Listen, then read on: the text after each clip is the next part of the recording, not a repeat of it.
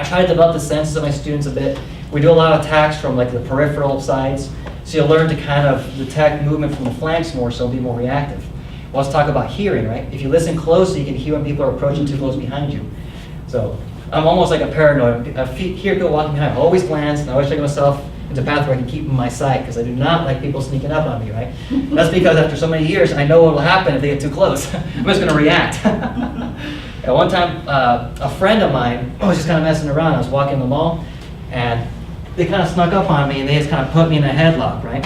And so it was on my left side that day, and so I was walking, they jumped up on me, and I was just about to hit them in the groin when I realized they were my friend, you know? And they waited about a split second longer, I just went wham, and just crushed their testicles, you know? Because you practice it so many times and it becomes a response, right?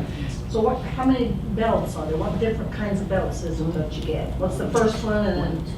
Each martial arts system is different, keep this in mind, but in our system, it starts with a white belt, and I'm going to tell you the kind of the traditional belt ranking system versus what's become like our modern day one, right?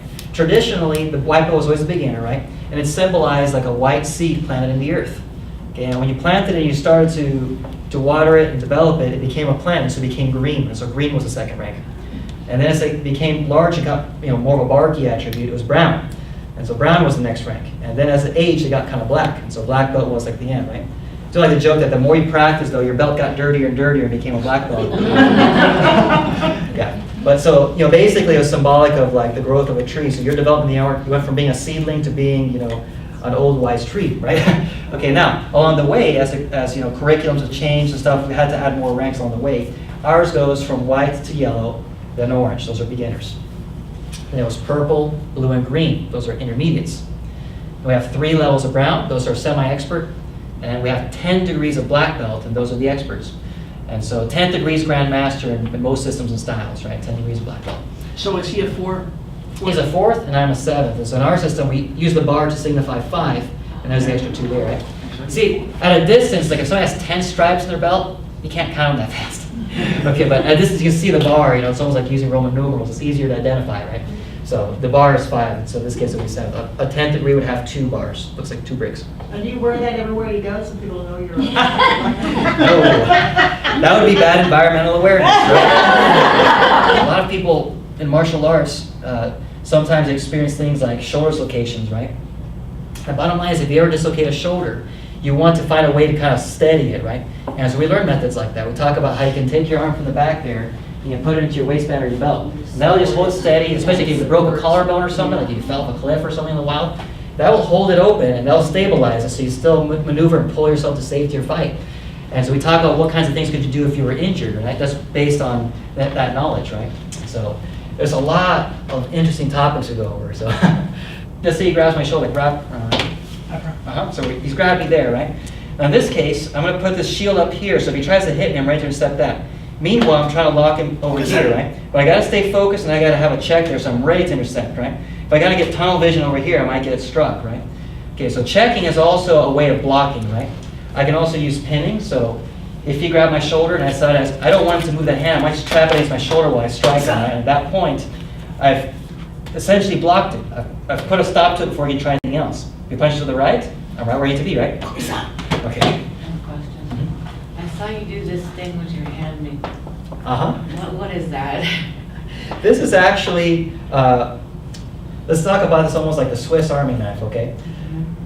You can use this as a finger gouge. If he hits, you can use it as a shield, you can use it as a strike with a sharp blade, you can hit with your palm, you use the heel of your palm.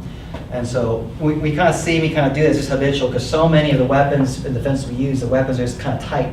And when the fingers curl, it's usually if you want to, hook and claw and that sort of thing, Yeah, but Would you use that on the eye? yes. Mm-hmm. Yeah, I think I may have glossed over the topic a little bit of vital targeting. Let me kind of jump back into that and kind of address some of that too, We have 5 favorite targets anyway, but there's plenty of other ones, right? I mentioned the throat, we talked a bit of those vulnerabilities, right? The second one is the solar plexus. So, you have the bone here, that's the sternum, that's solid, right? But there's a soft part there, right? So when you get hit there, it really knocks the wind out of you, right? So a lot of people might catch a ball the wrong way and their diaphragm kind of goes into shock and they can't breathe, they're gasping for a moment. So that's called the solar plexus. There's a gathering of nerve endings there, so it's very sensitive. So we like to hit the solar plexus quite a bit. You've got the knees. it's great because there's two of them to choose from, right? And I can get at them from in the front or from the back or even from behind the opponent and strike the knees, you know. They're very effective targets. There's a lot of sensitivities there. You know, the people don't realize this, right? But the kneecaps, they really are just kind of held in place by some ligaments there.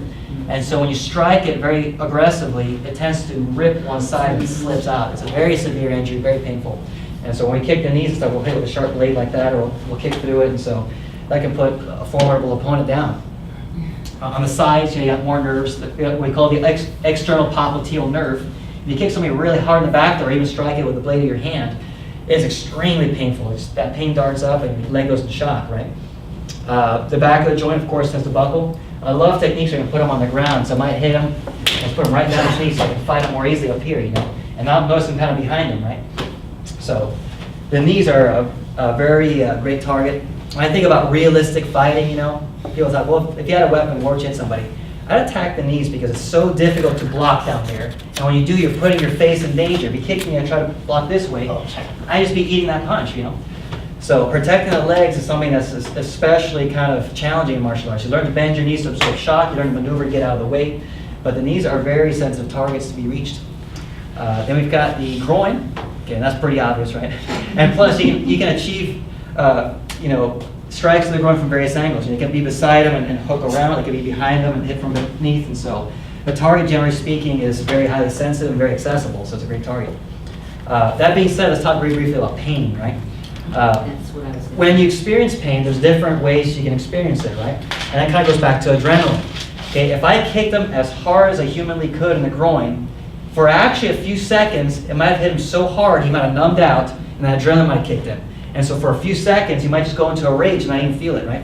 But he'll feel it a few seconds thereafter by the time the fight's maybe starting to wind down, right? So you got to think about how pain really kind of kicks in different ways, right? So it's more extreme.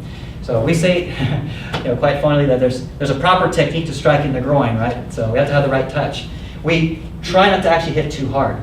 So sometimes use methods like finger whipping or just gentle kicks, because when you just barely get popped there, it just kind of hits the nerves and it's very sensitive, you know? So we'll do a lot of techniques, just kind of whip, and it's very painful. And anybody can do that. You know, that's the thing. Just going back to practical self-defense, you don't have to be a wrestler to be able to do that and subdue somebody, right? Okay, and the last one would be the eyes, and so you kind of brought that up over here. Okay, and so the eyes, obviously, for a lot of people, they're kind of harder to access in the sense that they're small targets, and so you're trying to hit them physically with your hands, you might miss, right, in the heat of battle, right? But if you get to and grab, they're very sensitive at that point. You use your thumbs and your nails, since we like to do a lot of finger hooks and clawing in our system. So in this case, if I strike, it's going to break the nose and rip through the eyes in the same action. I call it the Kempo trademark. If you see somebody on the street and they got 5 little slices down their face, they were Kempo-fied by one of us. Okay, but we also use like finger hooks and things like that. And so those are what we call the 5 favorite targets. You know, there's a lot of other ones. The ears, especially for the ladies. Man, if you just slap somebody in the eardrum, it's extremely painful and very effective, right? Especially even if somebody's on top of you, you just box your eardrums and hit right into their eyes. You know, just go for the vulnerabilities. If you know, survival is really the main issue, right? Everybody can learn practical self-defense, and the bottom line is there's different degrees of it. So each one of those will incapacitate you so you can run like hell.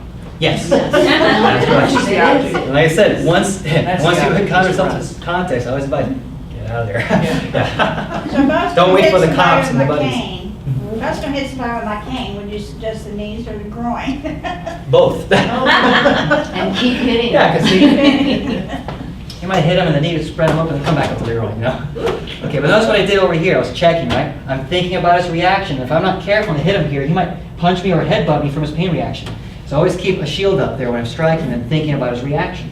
A lot of traditional schools don't do that. They've been doing techniques a certain way for a couple hundred years, and they haven't really, updated.